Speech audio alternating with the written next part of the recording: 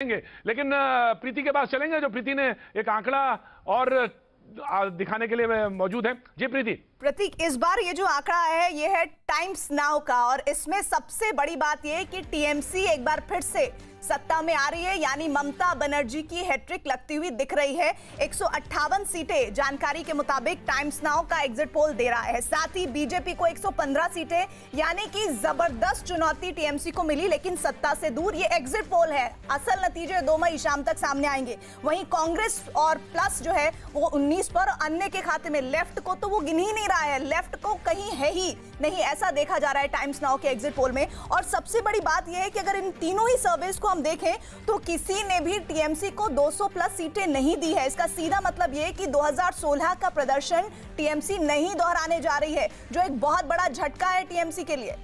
प्रतीक जी। पर प्रीति, लेकिन बीजेपी का भी तो नारा था कि 200 पार, वो भी कहीं नहीं दिख रहा है। कहीं नहीं दिख और रहा, टीएमसी को आपने अगर 3 बात जी जी, तो आपने जो 3 दिखाए उसमें 2 जगह तो टीएमसी सरकार बनते हुए दिखा रही है। जी, कांग्रेस के प्रवक्ता अजय भाई मौजूद है। हाँ। अजय जी, आपका एक रिएक्शन, फिर आगे बढ़ते हैं। अजय जी। एक तो प्रतीक जी, पहले तो मैं डॉक्टर अजय कुमार का भी आज तक का एक एग्जिट पोल सामने आ गया, वो भी मैं यहाँ जिक्र करना चाहती हूँ। पिछली बार जिस तरह के नतीजे थे, क्या उसी के आसपास है? बीजेपी प्लस को क्या इसमें सीट्स मिल रही है? 75 से 85। वहीं दूसरी तरफ अगर देखें, बीजेपी के लिए आंकड़ा, कांग्रेस के 40 से 50, वहीं अन्य के लिए 1 से 4। तो सबसे बड़ी चुनौती यह है कि कांग्रेस यहां पर कुछ मजबूत जरूर दिख रही है, लेकिन वो मजबूती सत्ता की चाबी तक पहुंचा पाएगी या नहीं पहुंचा पाएगी, ये बहुत महत्वपूर्ण है। और बीजेपी के लिए ये बहुत खुशी की बात है, जैसा कि हमने बिहार में देखा था कि साइलेंट वोटर महिलाएं निकल कर आई थी, और असम में खास तौर पर जितनी भी रैलियां और जितनी भी कवरेज हुई, आप भी वहां पर पहुंचे थे प्रतीक, ऐसा लग रहा था कि फैन फॉलोइंग प्रधानमंत्री मोदी की है। और क्या आप बताइएगा, ये जो सीट्स दिख रही हैं एग्जिट पोल में, क्या वो उसी तरफ इशारा कर रही हैं?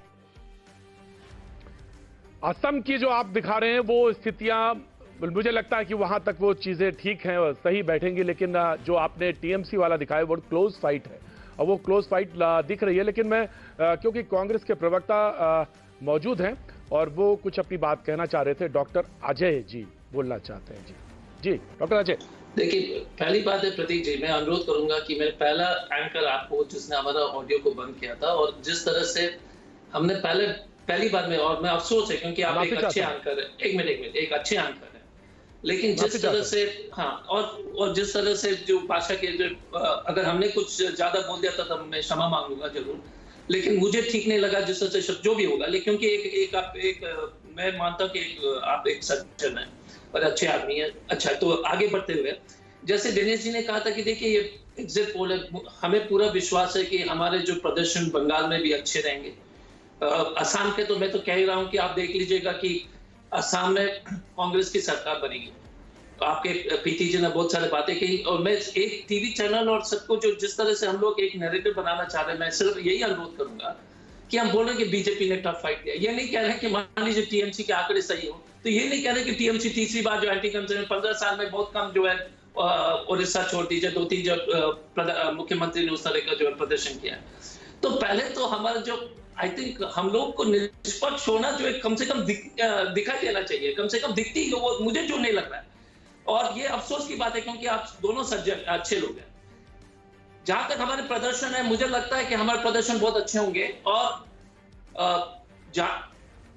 जो भी सरकार बनेगी वो लेफ्ट और कांग्रेस के समर्थन से ही बनेगा। ये मेरा विश्वास। अजय जी, आपने शायद सुना नहीं, मैंने कहा, जो लास्ट हमने अभी एग्जिट पोल का डिटेल दिया उसमें मैंने कहा, जो टाइम्स नाउ का था, मैंने उसमें कहा कि इस बार टीएमसी हैट्रिक करने वाली है। एंटी इनकम्बेंसी जिसको बीजेपी बनाना चाह रही थी, वो फैक्टर नहीं काम किया, ये मैंने जिक्र किया।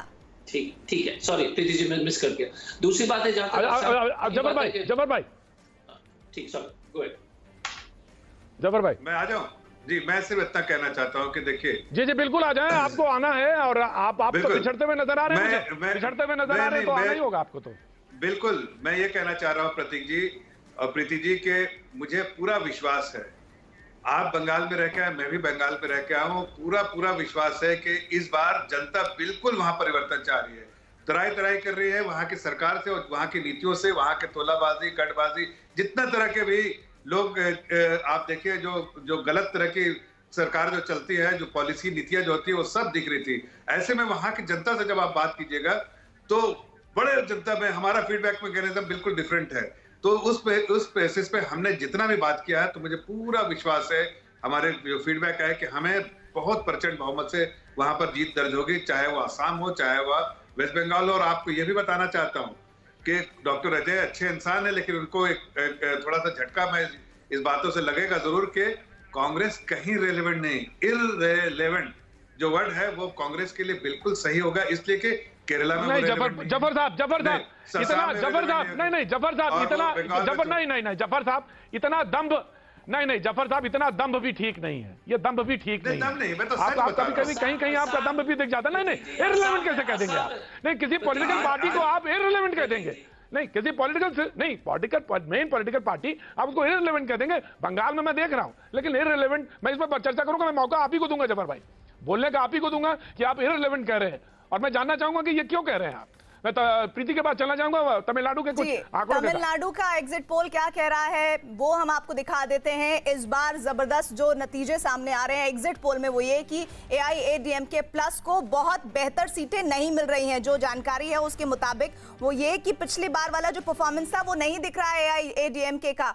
वहीं दूसरी तरफ सत्ता बनती हुई जरूर दिख रही है। DMK प्लस देखिए, DMK प्लस की 160 से 170, ये बहुत जबरदस्त। अभी जितने भी हमने एग्जिट पोल्स दिखाए हैं उनमें ये सबसे बढ़िया रिजल्ट DMK प्लस के लिए आ रहे हैं, 160 से 170 और अन्य के खाते में 4 से 6। और सबसे बड़ी बात कि AIADMK को पिछले बार 2016 में 134 सीटें मिली थी और यहां पर तो लग रहा है कि वो हाफ पर भी नहीं पहुंच पाई है। ये एक बहुत बड़ा झटका है AIADMK के लिए।